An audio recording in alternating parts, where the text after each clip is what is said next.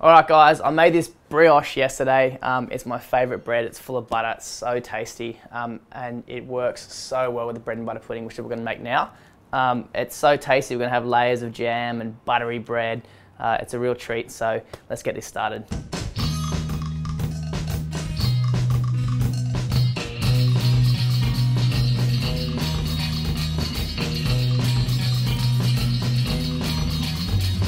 Alright, this is a recipe about milk and butter and everything good. First step, we're going to go 1 litre of milk straight into a pot. 1 vanilla bean, so just take all the beans out of it.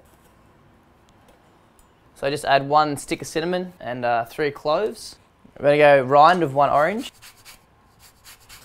Just pop them on the stove. You just want to warm it up to about 50 degrees. You don't want to boil it, you just want those flavours to infuse into the milk. While your milk is infusing, we're going to take the crust off our brioche here. Doesn't have to be perfect, you can leave some on. But by taking the crust off, it just helps all that custard that we're going to make sort of soak all the way into this gorgeous brioche. You can use your standard white bread from the shop. You know, you can even get some old croissants from the baker and sort of blitz them up and do the same recipe. It'll work really, really nice. Alright, so we're going to cut this sort of cleaned up loaf into 3 layers. So with your knife again, nice and carefully, take your time so you got even layers. So 3 beautiful layers. Keep these scraps, we can turn them into some wicked breadcrumbs. It's really tasty. That's the right temperature, it smells so good. You know, all those aromats are coming out. It makes me so hungry. Alright, so turn the heat off. Now we're going to whisk our eggs and our sugar together, and then we're going to combine it to make like a semi-uncooked custard, and that's going to be our base for our bread and butter pudding. Alright, so we've got 200 grams of sugar in here. We're just going to give it a really good whisk.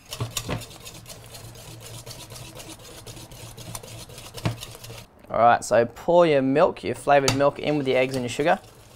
Make sure you're continually whisking it. So just add it nice and slowly, keep it moving so you don't cook your eggs too much, so you don't scramble them. And that's another reason why you don't want to heat your milk up too much, because if you add it to your eggs, obviously it's going to scramble it and you'll have a sweet, milky scrambled eggs. Alright, so first step is we're going to butter it with some coconut butter. So we're using coconut butter, but traditionally, you know, you just use normal butter, but I mean, you know, we're making it a little bit different, a little bit special. And on top of that, we're going to go some jam. This is, we're using triple berry jam, but I mean, you can use marmalade if you'd like. You can use some persimmon jam, quince jam. So jam's down. Next step is we're going to do some sort of dusting of coconut. Alright, so just make sure you get a really well buttered tin, and we're going to start constructing our bread and butter pudding. So just grab your first layer, which is your base, and just pop them straight in your bread tin. And then we're going to put a bit of custard on there and let that soak it all up. So grab your second layer, just pop them on top, just tip them in there. Okay, so third layer, which is your lid, again pop them on top, just push them down, and then we're going to tip a little bit more custard on top. Just let it sit for probably 20 minutes out, and just continually pouring a little bit more custard on as it sucks it in. And it just means that you're going to have a moist bread and butter pudding all the way through, opposed to sort of soaked on the outside and hard on the center, if that makes sense. So we're just going to add a little bit more custard, and that'll be the last of it. And then we're just going to finish it off with some of this beautiful coconut on top. This coconut's going to toast up. It's going to be super nice. So our oven's preheated to 175, and it's going to go in the oven for about 45 minutes.